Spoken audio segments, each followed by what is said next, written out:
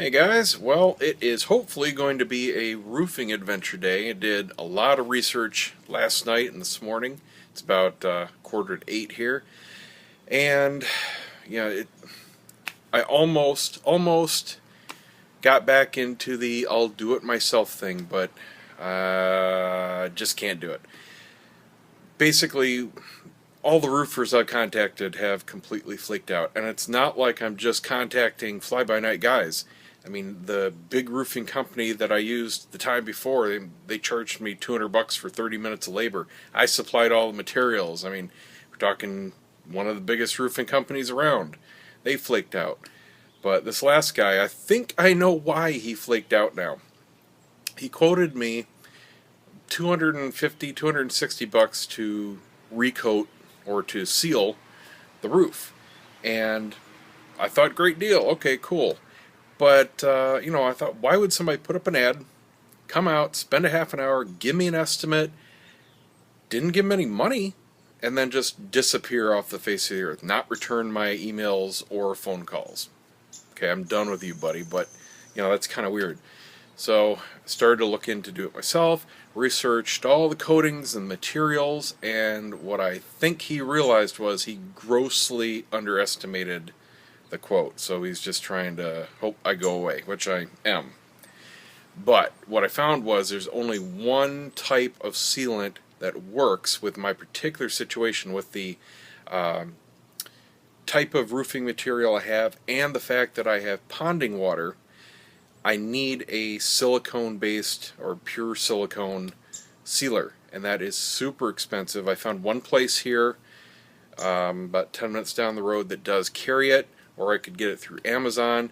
But bottom line, just the materials are about $350 for what I would need for this little area here. And he quoted me $250 for the whole job. And it's a 2-day job because it requires 24 hours in between the 2 necessary coats to do it. But the big thing is the roof has to be power washed, completely clean, and fully dry, which means several days in the sun, which means no rain, which, just ain't happening anytime soon. So, unless you have a power dryer, which I don't, that's just not going to happen. So it's a big job. I mean, I wouldn't be shocked if to do that type of thing right, it'd be like $1,000 quote. And, if I spend the $350 minimum to do it myself, that's maybe doing it right, because I'm not a pro, so I may screw it up. Might make a mistake, might not put on enough, too much, not get it clean enough, who knows. I might completely waste $350 and days of work. So, is it worth trying it? No, not on a roof. I'm done taking those kinds of chances, so, oh well, I gotta spend the money. But, I'm thinking that's a lot of money to do that right, and that's kind of approaching the cost of just redoing it. Even if I'm going to assume all the sheeting material underneath, the plywood or the foam board or whatever they put in there, I'm betting it's plywood because it's pretty warped. I can see the slats, the studs, can't think of the word, the big 2x4s that are running the width of the room. They're nice and straight. But in between, I mean, it's like a roller coaster up there. I'll take you up and show you. Here you can get a pretty good view of it. The ponding water is gone right now, but the surface is very wet. You can see there's lots of dew and everything up here, so I mean, it's wet. I couldn't apply anything right now, but if you can see the waves to the roof, it's like that all the way down. There you go, you can see it pretty good there. That is basically the plywood or whatever underneath there, warped. It's probably too thin, knowing the guy that did it. He probably just put in the wrong material. And that's where all the ponding water is. So kind of like the drywall, I'm in the same situation. I don't have the tools to work with the material and cut it and all that. I don't have a truck to transport the stuff here. But it's not that big of a deal to just gut it, take off those strips. Those are just big, basically asphalt rolls and then put down new plywood or honeycomb board or whatever is the best to use. Put on new rolls and seal them. That gets you the flat surface. That gets you no more ponding water, which is part of the cause of the problem, because those types of roofs are only good for a few years at a time. Those strips aren't permanent. They don't have a 15-20 year lifespan like shingles do. So if this has been up here 15 years, which is probably about accurate, it's due to be replaced. So even if I spend hundreds of dollars or $1,000 to get it resealed, it's still going to be trashed structurally real soon. So I don't know. Got to make a couple more calls here. I'm waiting until a little bit after 8. Don't feel like waking anybody up, but I'll see if I can get somebody at least out today, get some more people lined up. I do have a drywall guy coming Monday. That's the earliest appointment he had to take a look and give me an estimate for the bathroom. That would be a big help. It's pretty much the only big job, well, other than the plumbing, but I already have a plumbing buddy that will do the shower. I can do the tile work and minor electric there, and that's it. So the bathroom, assuming the quote isn't outrageous for the drywall, could be done pretty soon, maybe a couple months. Need to save up a little and do some picking out of materials, and that's really about it.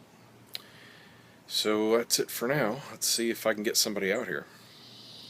Well, it is almost 11 o'clock, and roofer number 5 just left, and he was here about an hour. Seems like so far a really straight up guy, so he gave me a fair estimate, pretty much in the ballpark of the last guy for very similar stuff. He found some more things wrong, and luckily I've got some extra shingles, so he's going to fix some more stuff on the main roof, while he's here. Still several $100s, but at least he's guaranteeing his work for 5 years, so can't complain about that. And he also does some renovation work, so I showed him the bathroom, and he was very impressed. He couldn't believe that I demoed it, so yay! And I basically said, here's where I'm at. Not really in a huge rush for it, don't have exact idea of what we're going to go with, so we still have to pick out the tile and stuff like that, but he knows the work that needs to be done, so he's going to, by tomorrow when he comes back for the roof repair, give me a ballpark estimate for that, and I can go from there, at least have him do the drywall, or at least get a quote for him to do the drywall. Got another guy that's supposed to be at least coming Monday to also give an estimate on the drywall, but the other guy doesn't do any of the other work. So, if he gave me a very reasonable price for the roof. So if he also gives me a very reasonable price for the bathroom, then, maybe we can do something there. And it's just down to me supplying material, and maybe I don't have to do any more of the work. That would be okay with me, because it's going to be a long time if I have to do everything myself. I'm not averse to farming it out as long as it makes financial sense. If he comes back and he says $4,000, I'd be like, never mind, I'll figure out the tile and do all that, whatever, I'll do what I have to do. But I don't think the drywall is going to be that expensive. I think I probably need $45-50 total worth of drywall, because it's such a small space, and we're not doing the ceiling, not doing the closet, so we're just doing 2 walls and the end of the shower, and the shower is going to be in the cement board, green board on the other 2 walls. It's like, what, $8 a sheet, something like that, so not that big of a deal. Tile, going to go with 12 or 18-inch tile, something between 2 and 3 a square foot, so again, not that expensive, especially since we're not going up the walls, just doing the floor and the shower. And I talked to him about getting rid of the block window, and he agreed that would be the best thing to do. So, pretty simple, pretty straightforward. So we'll see what he comes up with. It would be awesome if he says, $1,500. I'd be like, when can you start, basically. So, but I have no idea what the ballpark is, and he said he had to think about it because he doesn't do too many bathrooms, so he's going to give me the different options, all the way, just the drywall, etc. We'll see what he says. Anyway, I need to get to the post office to get out a package, and I'm kind of hungry, but you know what? I got to get back on the bandwagon. Oh my God, it's Weigh-In Wednesday. I am kind of scared. I feel like I've put on weight. Like I've got my new 36-inch shorts on, but they're feeling a little snug. Not quite as perfect fitting as when I bought them. So I feel like I put on some weight this last week. So I'm kind of scared to see the scale. Anyway, let me go do that right now. Get that out of the way. Alright, so here's some pictures. Pretty much look the same to me, but then again I can't tell. And let's see what the magic number is. Not looking forward to this one, gotta be honest with you. Oh my goodness. Yeah, went up a few pounds at 250.6. That is not good. I am out of the 240s. Not good at all. Okay, yeah, back on the bandwagon big time. So yeah, like I said, not surprised. Last week, I knew I was doing the wrong stuff, a lot of beer, and it started with buying some for my friends that came over, and I should have just bought like a 6-pack, but I bought a case, and then they brought a case, and I had all the rest of that, and I bought some after that for the barbecue, and then I had some Labor Day. I went out with my buddy Paul, and we had some having cigars, so it really does add up. I mean, there's a lot of calories in alcoholic beverages, and especially beers. So, we're talking, a few thousand calories, several thousand calories easily over that week. I had Taco Bell twice, I had Long John Silver's once, and I had Burger King once, and I don't know why. I was just, there were some days I was too busy or too tired, didn't feel like cooking, so I picked stuff up on the way home. But that's really weird for me, especially so close together. I usually only eat fast food, even before HLO, once, twice a month, tops. I don't mean sushi. I don't consider that fast food. I mean like, McDonald's, Burger King, Arby's, Checkers, Taco Bell, that kind of stuff. It was really rare. But 4 times in 1 week, that's really weird and really bad. So done with that. Absolutely done with that. I'll do my no cheese ham and turkey from Subway. Those are still good. But yeah, I'm not going backwards like this again. I don't feel good. I feel like I've got lead down there, and it's just no bueno. So I'm going to get back on the bike a little later this afternoon when it starts to cool off. It's getting hot. I was up there in my bare feet when we started looking at the roof, and it was overcast. Been overcast all morning. And then the sun came out for like the last 10 minutes, and it was like a frying pan. I'm doing the dance going, okay, man, this roof's hot. Got to go. So anyway, I got to go to the post office real quick, and that's what started this whole conversation. I need to cook something because I'm done. That's the other big thing. Excuse me. I ran out of my pot of, can't even remember what I made last time. Oh, it was the vegetable Creole.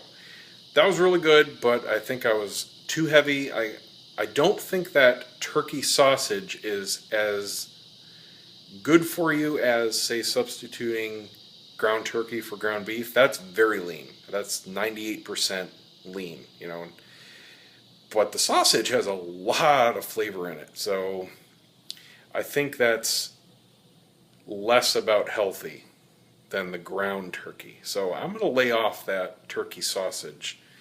I might do a couple links in a recipe or something, but that was 2 packages worth to do that big Creole thing, and I think that kind of makes a difference there. So I got to watch my ingredients here, and I'll figure something out. But I'm gonna go to the store and make something this afternoon because even going to Subway more than once a week, that's weird for me. And I've been doing that a little too frequently. I don't buy into that whole Jared thing where you can drop a ton of weight actually eating Subway a lot. I mean, it's good, but at that point, it's all about moderation. I mean, half a sub, honestly, right now does not fill me up. Never has. I don't know if it ever will. So it's really tough doing just a half a sub and, some Crystal Light. I'd have to drink like 2 huge glasses to even start to feel full. So anyway, back on the bandwagon. Do not like the results today at all. Haven't been in the 250s in, well, a couple months now, and to be back in there, no, that's not going to happen again. So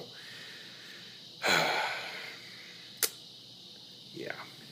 All right, back from running errands. It's just afternoon here. I'm getting drained. I was up again all night, so had to obviously stay up for the roofer, and I got to be up for when the wife gets home because she's got to run her car up to the dealer just for some routine maintenance and an oil change and tire rotation and a wash and stuff like that. But got to drop it off, and then she's going to take my car tomorrow.